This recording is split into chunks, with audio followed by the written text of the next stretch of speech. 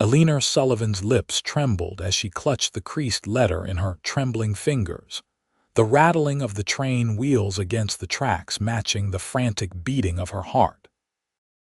Kansas Territory, 1859. And here she was, 22 years old and traveling westward to marry a man she'd never met. A fate that seemed better than the alternative, until she overheard two men discussing her purchase in the train car ahead. "That fellow Rawlings got himself another one coming in on today's train," the first man had said with a chuckle. "Third mail order bride this year. Sells him off to the miners once he's done with him." The words had sent ice through Eleanor's veins, and she'd fled back to her seat, mind racing with horrible possibilities.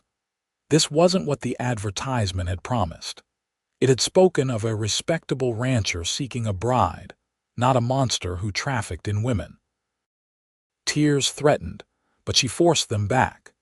She'd survived worse than this. She would find a way out.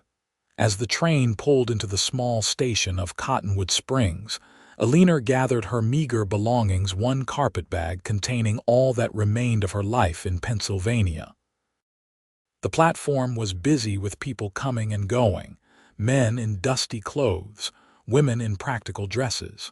She scanned the crowd nervously, wondering which face belonged to the man who intended to sell her like cattle. "Miss Sullivan." A deep voice startled her, and she whirled around, nearly losing her balance. The man who stood before her wasn't what she expected. Tall and broad-shouldered, his face weathered by sun and wind, but his blue eyes were kind beneath the brim of his hat. He wasn't dressed like a wealthy businessman or a slick salesman, just simple clothes, a bit worn but clean, and boots that had seen many miles. "I'm Cole Redfield," he said, removing his hat politely. "I believe you were expecting my uncle, Richard Rawlings." Eleanor's heart sank. This must be the nephew in on the scheme as well. She took a step back, glancing around wildly for an escape route. "Miss Sullivan," he frowned, concern evident on his face. "Are you all right?" She began, then squared her shoulders. "I know what your uncle does with women like me, Mr. Redfield. I heard men talking on the train. I won't be sold to minors or anyone else." Cole's face transformed from concern to shock, then something darker. His jaw clenched tight, and for a moment, Eleanor feared she'd made a terrible mistake confronting him so directly. "My uncle sent me to meet you because he's ill," he said finally, his voice controlled but with an edge of anger that Eleanor sensed wasn't directed at her. "But I think we need to have a conversation before anything else happens. Would you join me for a meal at the hotel dining room? It's public, plenty of people around." Eleanor hesitated, weighing her options. She had little money, nowhere to go, and no friends in this strange territory. A public place seemed safe enough. "Very well," she agreed cautiously. The hotel dining room was modest but clean, with checkered tablecloths and windows that let in the late afternoon sun. Cole pulled out a chair for Eleanor before taking his own seat across from her. He ordered coffee and a meal for both of them before turning his attention fully to her. "Now, Miss Sullivan, please tell me exactly what you heard." She recounted the conversation on the train, watching his face darken with each word. When she finished, he was silent for a long moment. "My uncle is not a good man," he said finally, his voice low. "I didn't know about this particular business, but I can't say I'm surprised."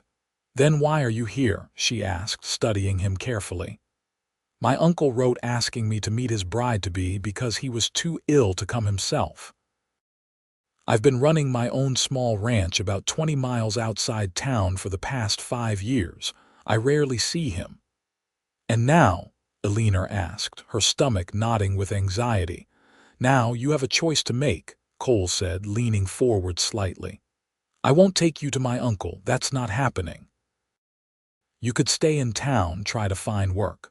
Or—" he hesitated, seeming to choose his words carefully.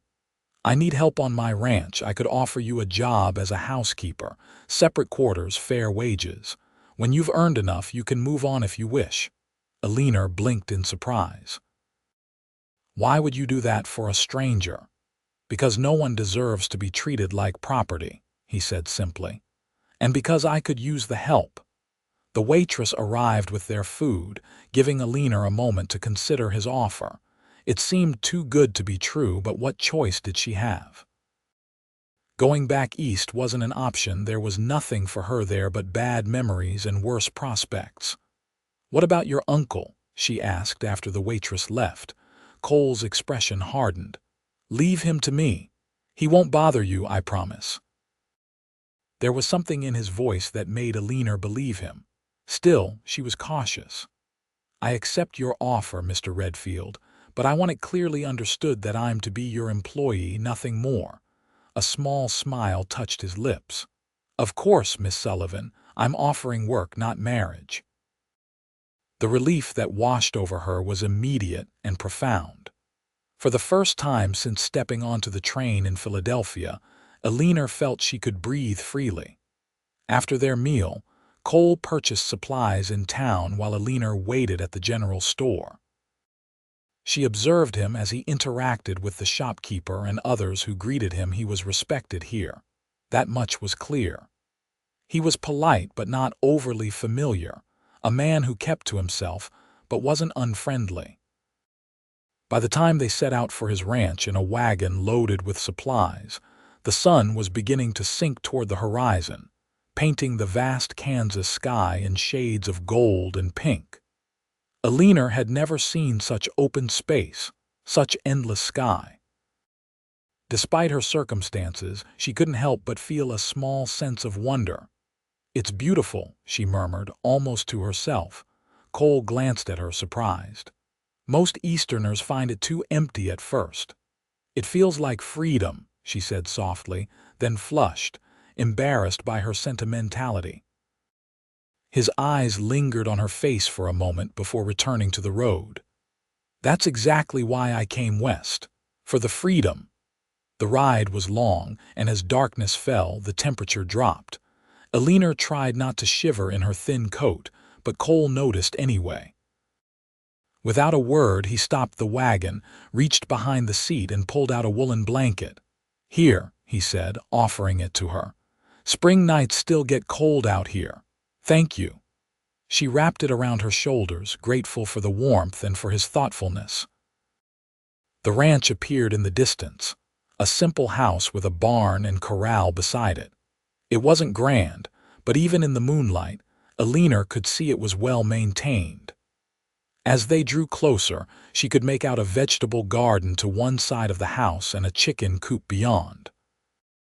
"It's not much," Cole said, misinterpreting her silence. "But it's mine." "It looks like a proper home," she replied honestly. Inside, the house was plain but clean. A main room with a stone fireplace, a kitchen area, 2 bedrooms, and a small room off the kitchen that Cole explained would be hers. "It was meant to be a pantry," he said, "but I made it into a small bedroom for when my sister visits. It's yours now." The room was tiny but had a narrow bed, a small chest for clothes, and a hook on the wall for hanging things. A small window looked out toward the east. "You'll get the morning sun," Cole said. "I'll leave you to settle in. There's water in the kitchen if you want to wash up. We'll talk more in the morning." Left alone, Eleanor sat on the edge of the bed, the reality of her situation finally sinking in. She'd escaped one fate only to put herself completely at the mercy of another stranger. Yet something told her Cole Redfield was a man of his word. Perhaps it was the way he'd spoken about his uncle, or how the townspeople had greeted him, or the simple pride he took in his modest home. Whatever tomorrow might bring, at least tonight she was safe. For the first time in a very long time, Eleanor Sullivan allowed herself to hope. Morning came with golden light streaming through her small window, just as Cole had said it would. Eleanor dressed quickly, eager to begin earning her keep. She found him in the kitchen, already preparing a simple breakfast. "Good morning," he said, nodding toward the coffee pot. "Help yourself." "Thank you," she replied, pouring herself a cup. "I can cook breakfast if you'd prefer." "I've been cooking for myself for years," he said with a small smile, "but from tomorrow the kitchen is yours if you want it." Over breakfast, Cole explained what he expected of her, keeping the house, cooking meals, tending the garden and chickens. The work was straightforward, honest labor. He would pay her weekly, and her Sundays would be her own. "I don't go into town much," he added, "but when I do, you're welcome to come along." "What about your uncle?" Eleanor asked, the question that had been weighing on her mind. Cole's expression darkened. "I rode back into town last night after you went to sleep, had a conversation with him." "You confronted him about selling women?" "I did." His jaw tightened. "He denied it at first, then tried to laugh it off as a misunderstanding, but I've known my uncle all my life. I know when he's lying." "What did you do?" Eleanor asked, almost afraid to hear the answer. "I told him if he ever tries to bring another mail-order bride to this territory, I'll make sure the marshal and every newspaper from here to Topeka knows exactly what kind of man he is." Cole's eyes met hers across the table. "And I told him you're under my protection now." "He won't bother you, Miss Sullivan." The fierce protectiveness in his voice surprised her. "Thank you," she said simply, unable to find words for the gratitude she felt. The days that followed settled into a rhythm. Eleanor found satisfaction in bringing order to Cole's bachelor home.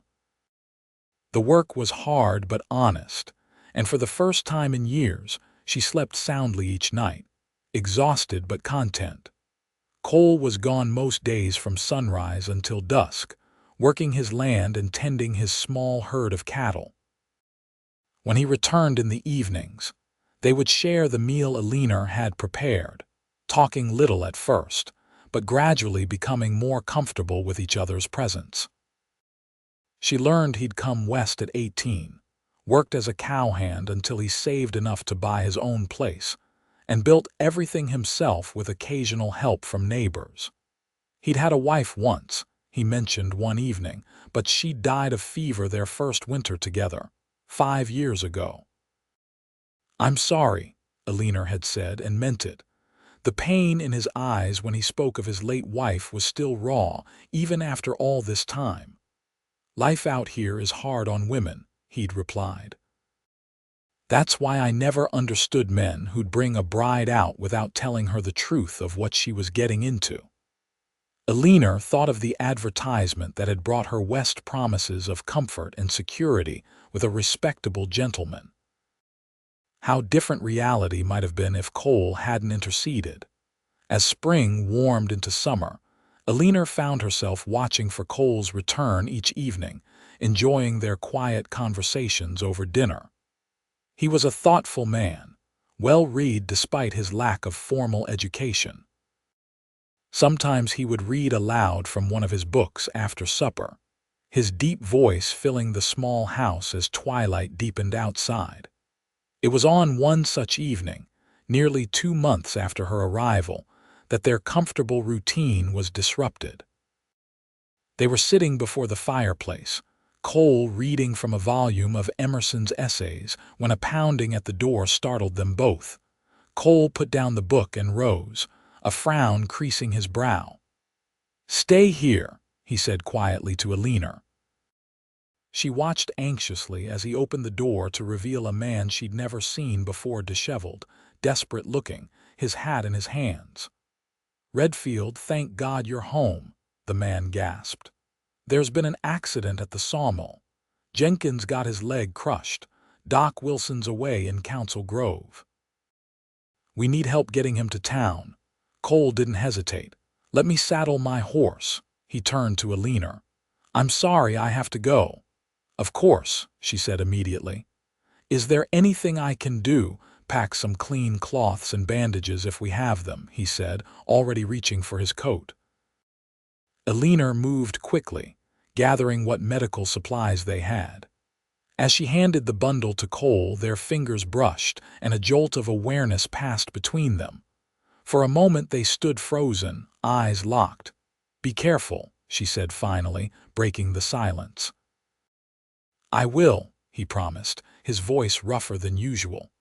Then he was gone, riding off into the night with the messenger. Eleanor barely slept that night, worrying about Cole and the injured man. It was nearly dawn when she heard hoofbeats approaching, and she rushed to the door to find Cole dismounting slowly, exhaustion evident in every line of his body. "Jenkins?" she asked anxiously. "Alive," Cole said, rubbing a hand over his face. "We got him to town. The barber did what he could. They're sending for a doctor from Topeka, but—" He shook his head. "He'll likely lose the leg."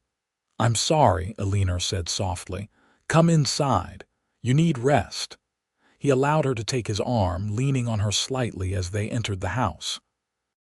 She settled him in a chair and brought him coffee and leftover biscuits. As he ate, she noticed blood on his shirt sleeve.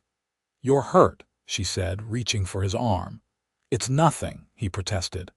"Just caught it on a nail helping to move Jenkins."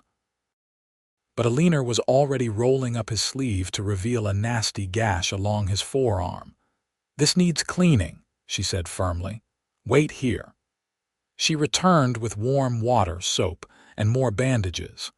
Cole watched silently as she gently cleaned the wound, her touch careful but confident. "You've done this before," he observed. Eleanor nodded, not looking up. "My father was a doctor. I often assisted him before he—" She trailed off, focusing on wrapping the bandage neatly around his arm. "Before he what?" Cole asked quietly. Eleanor hesitated. She hadn't spoken of her family to anyone in years. But something about the stillness of the early morning, the intimacy of tending his wound, made the words come. "Before he lost everything to gambling and drink," she said finally. "He died when I was 16. My mother followed a year later consumption, they said, but I think it was a broken heart." Cole's free hand covered hers where it rested on his bandaged arm. "I'm sorry, Eleanor." It was the first time he'd used her given name, and the sound of it in his deep voice made her heart beat faster. "After they were gone, I lived with my father's sister," she continued, unable to stop now that she'd begun. "She was unkind. When I turned 22 this spring, she made it clear I needed to find my own way. The advertisement for a mail-order bride seemed like providence. And instead, you nearly fell into an even worse situation," Cole said, anger flashing in his eyes. "But I didn't," Eleanor said softly, finally meeting his gaze. "Because of you." Something changed between them that morning. In the days that followed, Cole began finding reasons to be near the house, more often mending the porch rail, fixing a loose shutter, bringing in firewood though the summer heat hardly warranted it.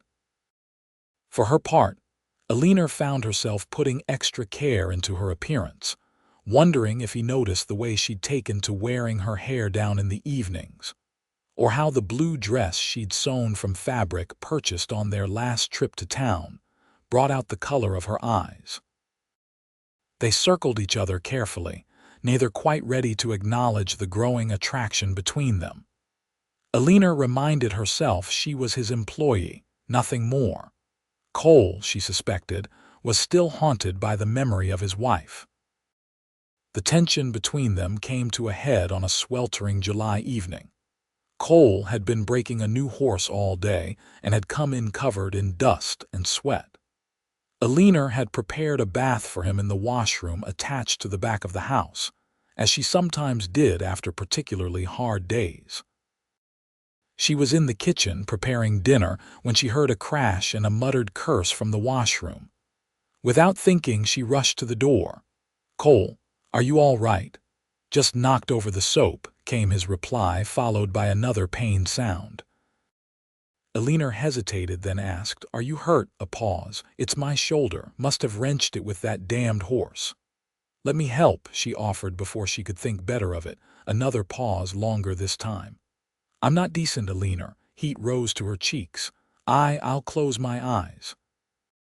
Just let me help with your shoulder. I know how to ease muscle strains. She waited, heart pounding, until his voice came again, quieter this time. All right. Eleanor took a deep breath, closed her eyes, and pushed open the door. The warm, damp air enveloped her immediately, along with the clean scent of soap. "Where are you?" she asked, hands outstretched. "Here," he said, and his fingers caught hers, guiding her forward. "I'm in the tub, but I've got a towel across my lap." She knelt beside the tub, eyes still closed tightly. "Where does it hurt?" "Right shoulder," he said. "Feels like fire when I try to lift my arm." Eleanor reached out, finding his wet shoulder with her fingers. The muscle was indeed knotted and tense. She began to knead it gently, using the techniques her father had taught her long ago. "Tell me if I press too hard," she murmured, working her way across his shoulder and up into his neck. Cole made a sound that was half pain, half pleasure as she found a particularly tight spot. His skin was warm and slick beneath her fingers, and she could feel the strength in the muscles that came from years of hard physical labor. "Eleanor," he said, his voice strained. "You should go." "Am I hurting you?" she asked, concerned. "No," he said roughly. "But if you don't stop touching me, I'm going to forget I'm supposed to be a gentleman." Her eyes flew open in surprise, meeting his intense gaze. For a long moment, they stared at each other, the air between them charged with possibility. Then Eleanor slowly, deliberately, leaned forward and pressed her lips to his. Cole froze for an instant, then his hand came up to cup the back of her head as he returned the kiss with a hunger that stole her breath. When they finally broke apart, both were breathing hard. "I should go," Eleanor whispered, though she made no move to leave. "Eleanor," Cole said, his voice hoarse, "I need you to be sure. I'm not offering you a job anymore. I'm offering you my heart." Tears sprang to her eyes at the simple honesty of his words. "I thought I was just your housekeeper." His thumb gently wiped away a tear that had escaped down her cheek. "You were never just anything to me. From the moment you told those men on the train platform you wouldn't be sold, I knew you were something special." "I was terrified," she admitted. "You were brave," he corrected her. "And every day since then, I've seen that same courage in everything you do." Eleanor took his face between her hands. "I came west expecting to be a wife. I never expected to fall in love." "Is that what this is?" he asked, a smile beginning to form on his lips. "Yes," she said simply. "I love you, Cole Redfield." His smile widened to a grin. "Well, that's fortunate because I love you too, Eleanor Sullivan." They were married 2 weeks later by the circuit preacher who came through town once a month. It was a simple ceremony with only a few neighbors as witnesses, but to Eleanor it was perfect. Cole had offered to take her back east for a proper wedding if she wanted, but she'd refused. "This is my home now," she told him. "Our home."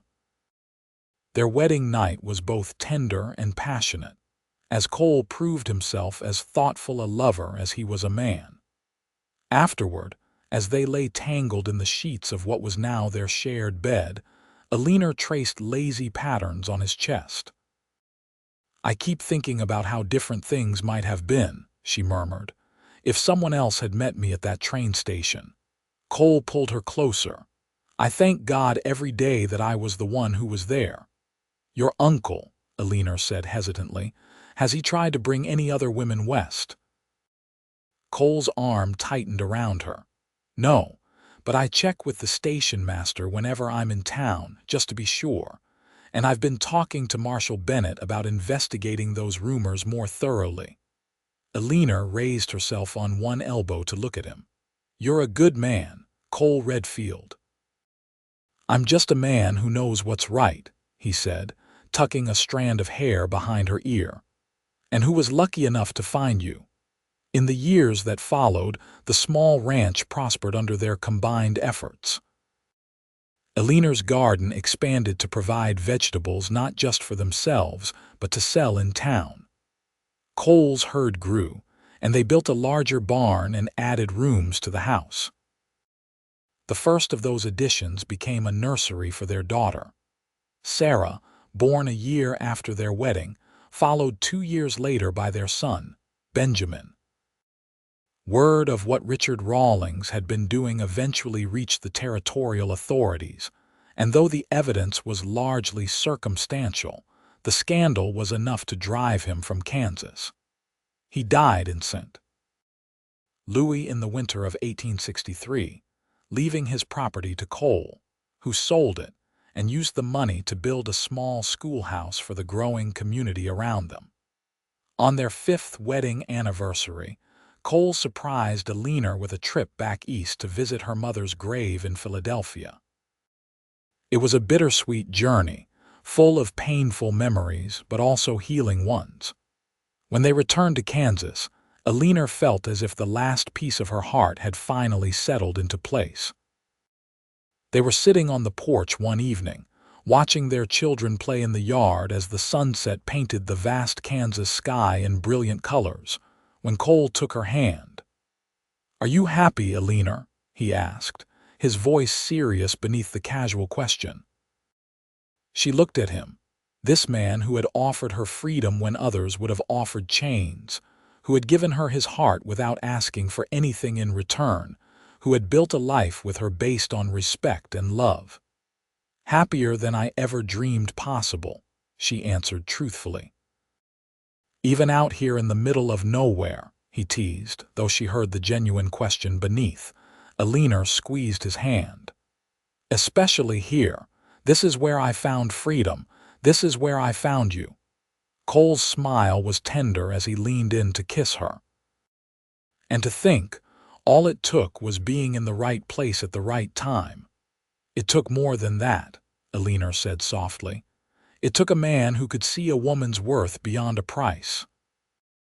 As twilight deepened around them and their children's laughter filled the air, Eleanor knew with absolute certainty that the journey that had begun in fear and uncertainty had led her exactly where she was meant to be in this place, with this man, in a love that had never been bought or sold but freely given and gratefully received. In the vastness of the Kansas prairie, Eleanor Sullivan Redfield had found not just a home, but a heart to match her own, wild and free and boundless as the western sky above them.